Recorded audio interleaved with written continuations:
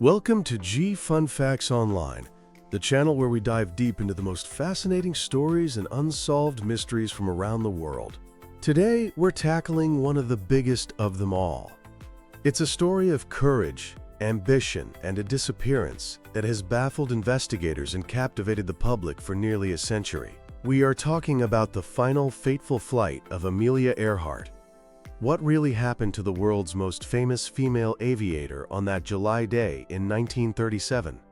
Did she and her navigator, Fred Noonan, simply run out of fuel and crash into the vast Pacific? Or is there a more complex, more tantalizing explanation waiting to be discovered? Let's take to the skies and explore the mystery of Amelia Earhart. Before we talk about her disappearance, it's crucial to understand who Amelia Earhart was. She wasn't just a pilot, she was a global phenomenon. In an era when women's roles were heavily restricted, Earhart shattered ceilings, both literally and figuratively. She was the first woman to fly solo across the Atlantic Ocean, a daring feat that earned her the Distinguished Flying Cross from the U.S. Congress. She was a fashion icon, a best-selling author, and a tireless advocate for women's rights, helping to found the 99s, an organization for female pilots, and championing the Equal Rights Amendment. She was a symbol of modern adventure and female empowerment. So when she set out to do what no woman had done before, circumnavigate the globe, the world was watching. Her 1937 attempt wasn't her first. An earlier westbound flight in March of that year ended abruptly when her twin-engine Lockheed Electra was badly damaged during takeoff in Hawaii. Unfazed, Earhart had the plane repaired and decided to reverse her route, now flying from west to east. On June 1, 1937, she and her highly skilled navigator, Fred Noonan, departed from Miami. For a month, the journey was a spectacular success. They flew over 22,000 miles, crossing South America, Africa, India, and Southeast Asia. Their last stop on solid ground was Lae, New Guinea. Ahead of them lay the most daunting leg of the entire trip, a 2,556-mile flight over open ocean to find a tiny speck of land called Howland Island. Howland Island was their crucial refueling stop. And when I say tiny, I mean it. The island is a flat coral atoll just 1.5 miles long and half a mile wide. Missing it would be disastrous.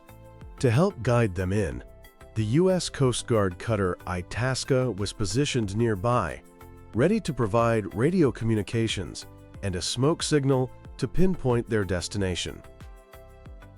At 10 a.m. local time on July 2, 1937, Earhart and Noonan took off from Lae, carrying as much fuel as they could. For hours, they maintained sporadic radio contact with the Itasca. But as dawn broke, and they neared Howland Island's supposed location, their messages grew more distressed. Earhart reported cloudy skies, making celestial navigation difficult. Her transmissions indicated she believed they were close, but she couldn't see the island. The Itasca could hear her radio signals coming in strong, meaning she was nearby, but they couldn't get a fix on her position, and she apparently couldn't hear their replies clearly. Then, at 8:43 a.m., came her last confirmed transmission. Her voice, strained but calm, was heard saying, "We are on the line 157,337. We are running on line north and south." After that, there was only silence. The world's most famous aviator, on the verge of completing her historic flight, had vanished. The response was immediate and unprecedented. President Franklin D. Roosevelt authorized what was, at the time, the most extensive and expensive air and sea search in American history. The Itasca began searching the moment contact was lost. Soon, the U.S. Navy joined in. The operation swelled to include 9 ships and 66 aircraft, including those from the aircraft carrier USS Lexington. They scoured an area of the Pacific Ocean roughly the size of Texas. For 16 agonizing days, thousands of sailors and airmen searched for any sign, an oil slick, a piece of wreckage, any trace of the Electra. They found nothing. On July 19th, the official search was called off. Amelia Earhart and Fred Noonan were declared lost at sea. The U.S. government's official conclusion, and the most widely accepted theory, is known as the crash and sink theory. It's the simplest explanation. Low on fuel, unable to find Howland Island due to overcast weather and potential navigational errors, the Electra simply ditched into the ocean and sank to the bottom of the deep Pacific. Earhart's own radio calls about being low on fuel support this. The powerful currents and immense depth of the ocean in that region would make finding the wreckage, even today, incredibly difficult. For many, this is the logical, albeit tragic, end to the story. But for a mystery this big, the simplest explanation is never enough for everyone.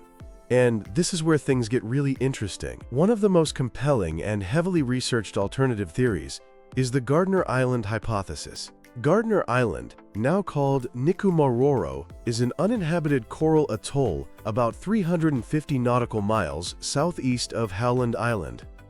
The theory, championed by the International Group for Historic Aircraft Recovery, or TIGHAR, suggests that when Earhart couldn't find Howland, she turned south along that 157,337 navigational line she mentioned in her last broadcast. This line passes directly over Nikumaroro. TIGHAR posits that Earhart managed to land the damaged Electra on a flat reef fringing the island as the tide went out. They weren't lost at sea, they were castaways. This theory is bolstered by a fascinating piece of evidence. More than 100 credible reports of post-disappearance radio signals. For several days after she vanished, radio operators and even ordinary citizens across North America and the Pacific reported picking up faint, garbled distress calls. TIGHAR argues these signals could have been transmitted by Earhart using the plane's radio, but only when the tide was low enough for the engines to run without being flooded. One of the most haunting reported messages was, "Water all around. Very dark. We'll have to get out of here. We can't stay here long." Expeditions to Nikumaroro have uncovered tantalizing artifacts. In 1940, a British colonial officer discovered a partial human skeleton, 13 bones, along with a woman's shoe and a sextant box. The bones were later lost, but modern analysis of the original forensic measurements suggests they were more consistent with a female of European ancestry, of Earhart's height, than anyone else. Other finds include bits of plexiglass consistent with the Electra's windows, a zipper that could have come from a flight jacket, and remnants of a campsite. While there's no smoking gun, no piece of the plane with a serial number, the circumstantial evidence paints a vivid and heartbreaking picture of two people surviving for days, maybe even weeks, before succumbing to the elements. Then, there's the theory that sounds like it's straight out of a spy movie, the Japanese capture theory. This hypothesis suggests Earhart and Noonan strayed off course, not south but north, into the Marshall Islands, which were then controlled by the Japanese Empire under a strict military mandate. Proponents of this theory believe they were captured by the Japanese, possibly suspected of being spies for the American government on a reconnaissance mission. The story then splinters into various versions. Some claim they were taken to Saipan, interrogated, and executed. Others suggest they died of dysentery in captivity. One of the more outlandish versions even claims Earhart was forced to broadcast propaganda during World War II as Tokyo rose, or that she secretly survived, returned to the US, and lived out her life in New Jersey under an assumed name.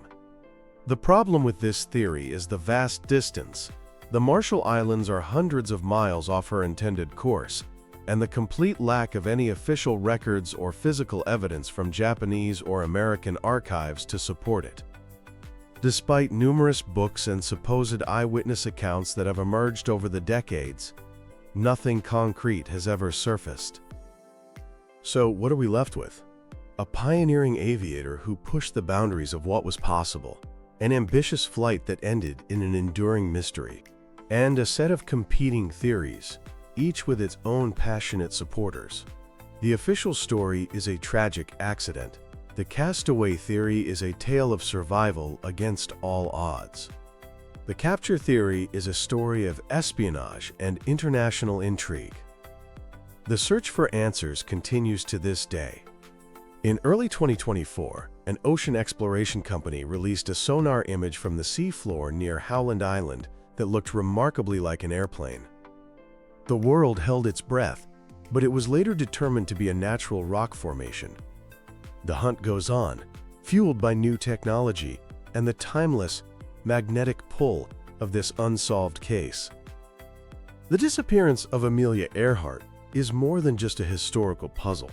It's a testament to her incredible life. Her story resonates because it embodies the human spirit of adventure, the courage to chase the horizon, and the profound mystery of the unknown. We may never know for certain what happened on July 2, 1937, but the search for Amelia Earhart and the legacy of the woman who dared to fly against the odds will continue to inspire generations to come. What do you think happened? Let us know your theory in the comments below. And as always, thanks for joining us on G Fun Facts Online. Don't forget to like, subscribe, and hit that notification bell so you don't miss our next deep dive.